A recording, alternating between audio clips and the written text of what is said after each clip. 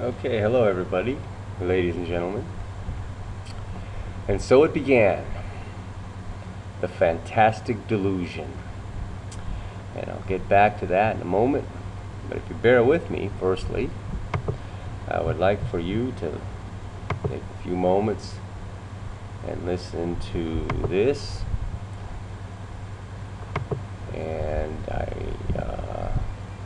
will start it for you now. Ghetto. And then you've got Ben Bernanke, who's creating a fiat money ghetto, swirling about with trillions of holographic digital, imprisoning fiat-like currency whip. And it is, of course, Ben Bernanke's money printing that allows for a kind of hologram of our economy. There is no economy there. But the problem with holograms, of course, is they could suddenly be turned off, they could be hacked, they could be just disintegrate into static. Well, this is what happens. Okay, you got that? They can be turned off. It's holographic. It's an illusion. It's a delusion. And a delusion is an illusion with hope. So, as I was saying before, and so it began. The fantastic delusion, and it started with the issuance of these certificates. They're not notes, they're not dollar bills. They are certificates, gold certificates, bearer drafts, demand drafts, if you will. And it said so, right on it. For instance, this is what they call a gold certificate, if you can see that on the side. I can zoom in a little bit more. I think this one's fairly clear. Oop, there we go. All right. Gold certificate. You see that on the side there? All right. Now, I like this one because it says right on it that it's very clear that this certifies that, across the top, there have been deposited in the Treasury of the United States $100 in gold coin repayable to the bearer on demand. It's denoted Washington, D.C. It's signed by the Treasurer and Secretary of the Treasury. It's got a serial number. It is a demand draft. It is based on the amount of gold deposited with the Treasury of the United States. It is not a Federal Reserve note, which we all know now is a private corporation owned by the mega banks. This is an example of a $10 note, issuance 1922. This one, I think, is even, this is also 1922, but this is 100, okay? So what did they do?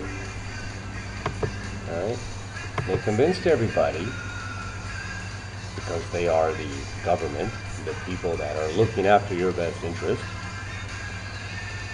to accept these paper certificates in lieu of physical gold, because they guaranteed that they had it on deposit in the Treasury of the United States, not the Federal Reserve. There's no Federal Reserve.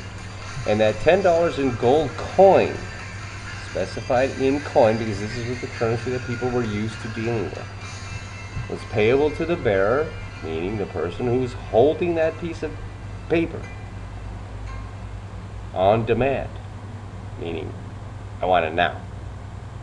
All right, and this is the assurance that they provided to the average person in order to cease the use of actual physical gold, and not limited to, but they also did it with silver. And this is a silver certificate, but I'm going to show you another one because I like it better.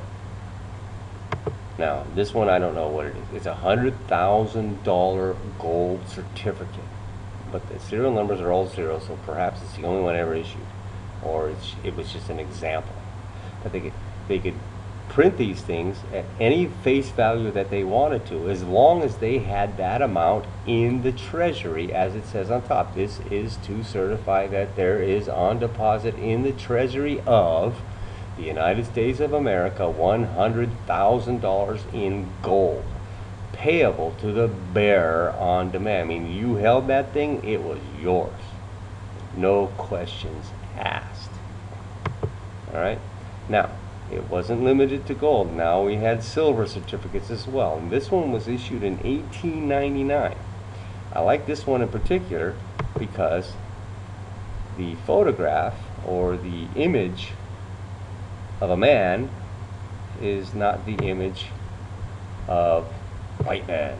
They used an Indian chief with his beautiful headdress on. A very proud looking man.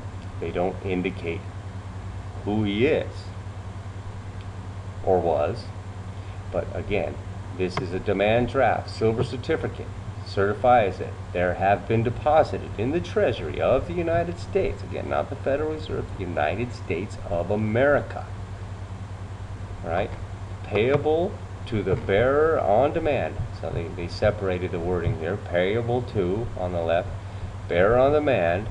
Then they get clever, they put it on top of their fancy script, $5 silver, denoted in Washington, D.C., signed by the Treasurer of the United States, and Register of the Treasury silver certificate. All right, certifies that there have been deposited. So, and on demand, you want that silver and physical silver, you get it back. A more contemporary look, although they have recently changed them, but a lot of you are familiar with this look. This is also a silver certificate, more contemporary wording. This certifies that there is on deposit in the Treasury, the United States of America, $5 in silver payable to the bearer on demand. Again, for the person holding this bill, they can walk down to their local bank or go to the Treasury, I suppose, and get real silver coinage. This is how they acclimated everybody to get used to using this paper. Then, of course, here's a $10 note, gold certificate. Again, in gold coin payable to the bearer on demand. Well, how can you not trust that? Okay, then they created conflict. They created a depression. They created a financial collapse in 1929. See, this is a series of 26. They created wars. I don't remember the timelines. It really doesn't matter. But eventually, gold became illegal. They demonetized these notes. They demonetized the real currency. This was no longer valid currency. They said, instead, we will issue to you Federal Reserve notes. And by the way, you got to give us all your gold because we need it for national security reasons, and it's your patriotic duty. Right. They contemplated doing that again, but they figured this time that wasn't going to work, so instead they're bombarding you with advertisements in America on television. Sell your gold, it's worth cash. No, it's not. It's worth paper. It's worth nothing. You keep your gold, keep your silver. Go to Chinatown. Get the real gold. They don't like this 14 karat crap. A lot of people think 14 karat somehow or another is special gold. It's not. It's 50% gold. Don't forget 28 karat is pure gold. You go down to Chinatown. The Chinese, they only want pure gold, 90% plus. All right, you buy the gold down there. If you don't know where to get other physical gold, it might cost you a little bit more because you put workmanship on it, because you're buying maybe jewelry, rings, necklaces, bracelets, those sorts of things. But it's real gold. All right. Look, they issued $500 in gold coins. All right, a convenience factor. It's heavy. You carry around, $10 in gold, okay, $5 in silver. It's not so. Imagine carrying around $100,000 worth of gold. At that time, pegged at $32 to 1 ounce of gold. Do the math. It can get heavy, okay? Silver can get heavy. So they had the smaller denominations in silver, and also starting with 10 and 500 and 100 you know, as far as with gold goes. All right? It's a delusion. It was a cruel scheme. They acclimated you, got you to accept using this paper currency, then basically with the gold, they said, illegal on gold. Right? The silver, they kept it going to about 1964 with the coins. But for some reason, everybody just doesn't have the same, you know, the silver doesn't have the same glamour. Nevertheless, it's real currency. Alright? But they want gold. And that gets into other issues when you think about gold. You look at the history of, you know, maybe some esoteric history, but we won't get into that. Anyway, so that's what's going on. They're trashing our currency. It's a fantastic delusion. They're talking about it. It's not a joke. They took away your real money and they fooled you to accept this crap. Then, after that, they also fooled you to go into debt. I don't know how many people they're so proud to have a credit rating. What, you're proud that you can go into debt?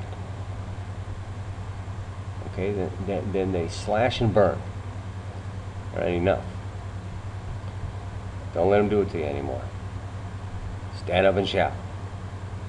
All right, thanks for your time, everybody. We'll be logging off now. This is G Grant. Just getting back to Earth for a little while. And hopefully I'll be able to stick in the cosmos, because when you go to the cosmos, you go in one direction and keep going. You walk around on Earth, you're going to come back right to where you started, time and time again. Yeah, the fantastic delusion. All right, so